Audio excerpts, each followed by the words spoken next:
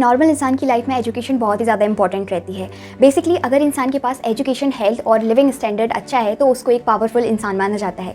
वहीं दूसरी तरफ एक न्यूज़ निकल के आती है कि आईपीएल का जो बॉलर है रिंकू सिंह, उनको as a basic education officer appoint किया जाता है। यहाँ पे सबसे बड़ी कंट्रोवर्सी ये निकल के आती है कि आपका जो बेसिक एजुकेशन ऑफिसर रहता है उसके लिए जो एलिजिबिलिटी क्राइटेरिया रहता है वो मैक्सिमम ग्रेजुएशन का होना चाहिए।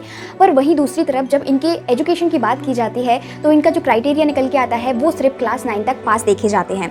तो सबसे बड़ी बात यहाँ पे ये देखी जाती है जो हमारे यहाँ पे बेसिक फैसिलिटीज़ जो रहती हैं, जिसको हमारे यहाँ पे जो एजुकेशन सिस्टम रहता है वो किस तरीके से काम करता है। हमारे यहाँ पे एक साइड देखा जाए तो वैसे भी क्वालिटी बेस्ड एजुकेशन प्रोवाइड नहीं कराई जाती है।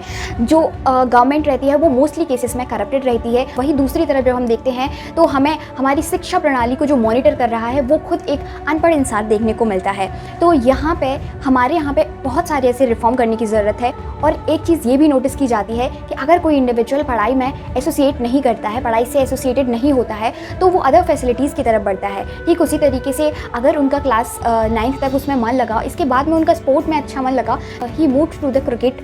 लेकिन यहाँ पे कहीं से कहीं ये चीज़ आइडेंटिफाई नहीं की जाती है कि आप किसी भी इंडिविजुअल को उठा के एजुकेशन जैसी इंपॉर्टेंट फील्ड में रख दो।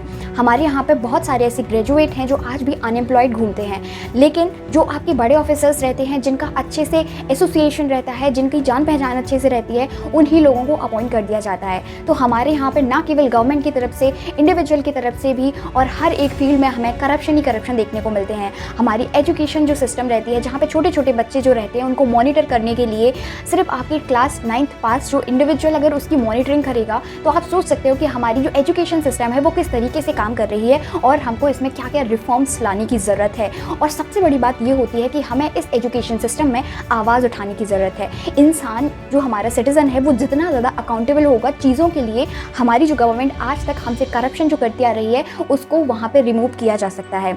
मैं इस फेवर में बिल्कुल नहीं हूँ government is whole corrupted, but government के थ्रू जो एम्प्लॉयज़ रहते हैं, जो ग्राउंड लेवल पे काम करते हैं, दे आर फुली करप्टेड। वो अपने सेल्फ इंटरेस्ट के लिए किसी भी हद तक जाने के लिए तैयार रहते हैं।